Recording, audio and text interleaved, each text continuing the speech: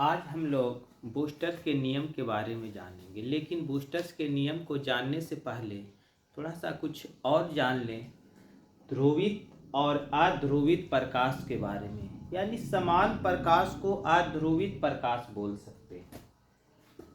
इसको समान प्रकाश इसी का क्या नाम दे रहे हैं? अध्रुवित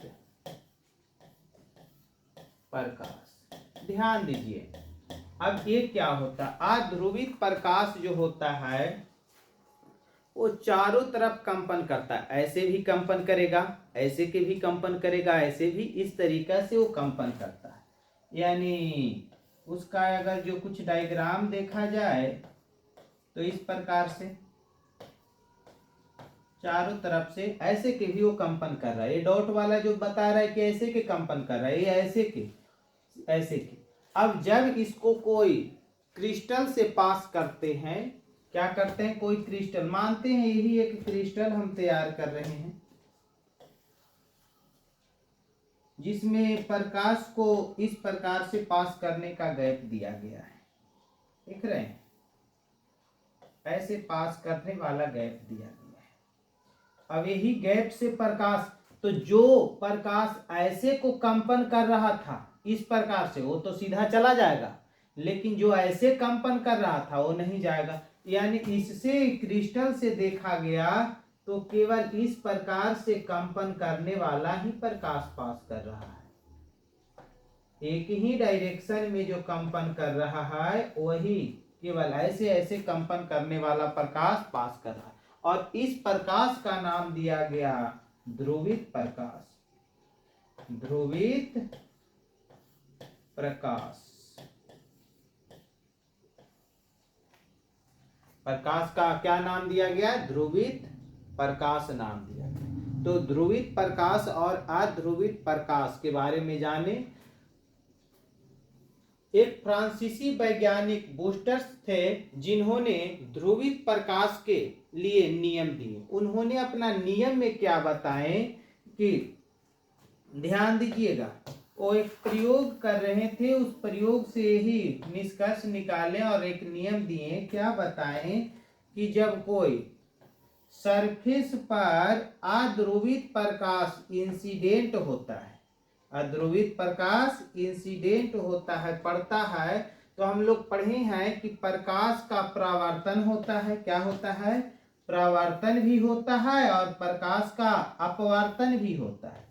कुछ प्रकाश का परावर्तन हो गया, कुछ का अपवर्तन हो गया और कुछ का अवशोषण हो गया। यानी प्रकाश तीन भाग में बढ़ जाता है। क्या क्या? परावर्तन, अपवर्तन तथा अवशोषण। यानी कुछ प्रकाश अवशोषित हो जाता है, यहीं पे जमा हो जाता है, कुछ का परावर्तन हो जाता है, कुछ का अपवर्तन हो जाता है। तो उन्होंने जब प्रयोग कर रहे थे तो देखें कि जब अध्रुवित प्रकाश को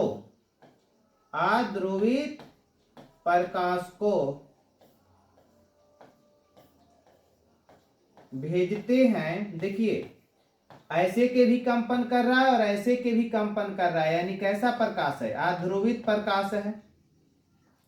भेजते हैं तो इसका कुछ का परावर्तन हो जा रहा है, कुछ का अपवर्तन। जब कोण को घटाएं बढ़ाएं, घटा बढ़ा करके देखें तो एक ऐसा कोण तैयार हुआ, एंगल ऑफ इंसिडेंट, जिस पर ये जो परावर्तित प्रकाश था वो पूर्ण रूप से ध्रुवित हो गया। क्या हो गया? पूर्ण रूप से ध्रुवित हो गया। यानी 100% ये ध्रुवित प्रकाश है। और इधर जो है वो कुछ ध्रुवित रहा, कुछ अध्रुवित। ये ध्रुवित पूर्ण रूप से नहीं रहा, यानी अध्रुवित प्रकाश रहा। तो जिस न्यूनतम कोण पर ऐसा हुआ उस कोण को एंगल ऑफ पोलराइजेशन के नाम दिए ध्रुवन कोण नाम दिए। क्या नाम दिए? ध्रुवन कोण का नाम दिए। देखिए यहां बताए हैं, अध्रुवित प्रकाश है ए, सरफेस पर इंसिडेंट हुआ, मानते हैं ऊपर में वायु है और नीचे में कोई दूसरा माध्यम है जिसका अपवर्तनांक हम मान ले रहे हैं कि n है। कितना है अपवर्तनांक? n है। तो क्या हम बोले कि जिस न्यूनतम कोण पर परावर्तित प्रकाश जो है पूर्ण रूप से ध्रुवित होता है, यानी 100% ध्रुवित होता है, उस न्यूनतम कोण को ध्रुवन कोण या बूस्टर कोण कहते हैं। क्या कहते हैं? जिस न्यूनतम कोण पर अध्रुवित प्रकाश पूर्ण रूप से ध्रुवित परावर्तित होता है उस कोण को ध्रुवन कोण या बूस्टर कोण कहते हैं। इसे आईपी के द्वारा सूचित करते हैं। यहां से उनको ये मालूम चला, तब इसके लिए बूस्टर साहब ने एक नियम दिए। बूस्टर साहब ने एक नियम दिया और उस नियम में क्या बताएं कि tan आईपी जो होता है वो बराबर होता है अपवर्तनांक के, माध्यम के अपवर्तनांक के। यही बूस्टर्स का नियम था।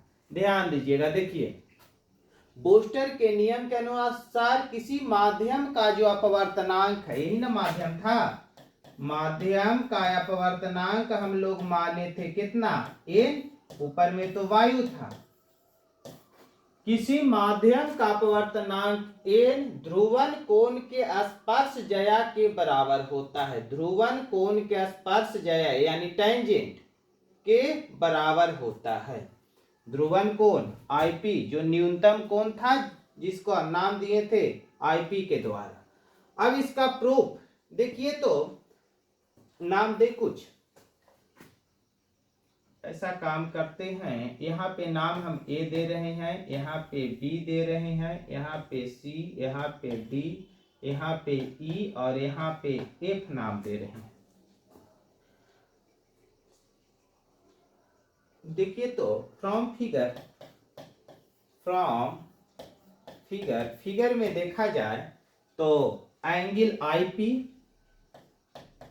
आईपी इक्वल टू, ऐसे नाम नहीं भी देते तो भी काम चल जाता, क्यों फालतू के हम लोग काम करते रहे, नाम को हटा ही देते हैं।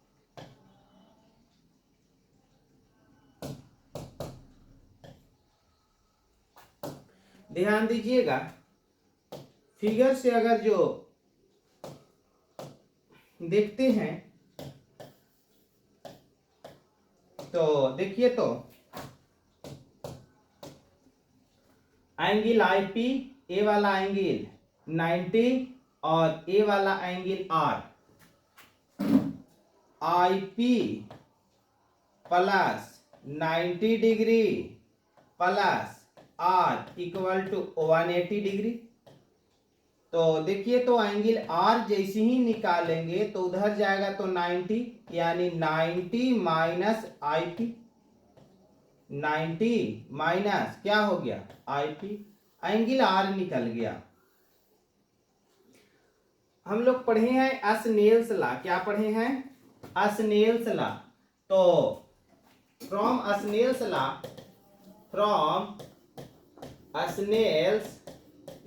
स्नेल्स लॉ का कहता है कि sine IP angle of incident, angle of refracted by sine R, sine I बटा साइन आर, आई के जगह पर आईपी और आर के जगह पर R equal to refractive index of second medium with respect to first medium. तो ऊपर तो वायु है, वायु का रिफ्रैक्टिव इंडेक्स 1 और सेकंड मीडियम में क्या है? माध्यम, माध्यम का क्या ले रहे थे? n, माध्यम का n। तो refractive index of second medium with respect to first medium यानी n/1 यानी n। देखिए तो लिख सकते हैं साइन आईपी, आर का वैल्यू हम लोग निकाल चुके हैं 90 माइनस आईपी, कितना? Sine 90 minus IP equal to n, यानी देखिए तो sine IP by cos IP, sine IP by cos IP क्या आ रहा है? Sine IP by cos I P equal to N, और sine I P by cos I P को तो हम लिख सकते हैं tan I P, tan I P equal to N. यही तो हमें प्रूफ करके लाना था,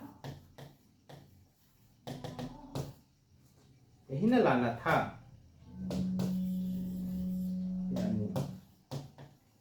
प्रूफ हो गया। तो ध्यान दीजिएगा, अगर जो बूस्टर्स लॉ पूछा जाता है तो यहां से हम लोग लिखेंगे बूस्टर के नियम के अनुसार। क्या था नियम? किसी माध्यम का अपवर्तनांक एन ध्रुवन कोण के स्पर्श ज्या के बराबर होता है। यहां से ही स्टार्ट करेंगे। किसी माध्यम का अपवर्तनांक एन ध्रुवन कोण के स्पर्श ज्या के बराबर होता है, दैट इज यानी अर्थात tan IP बराबर एन, और उसका प्रूफ फिगर बना करके क्या कर देंगे, प्रूफ कर देंगे, यहां तक पूरा कर देंगे। चलिए ठीक है।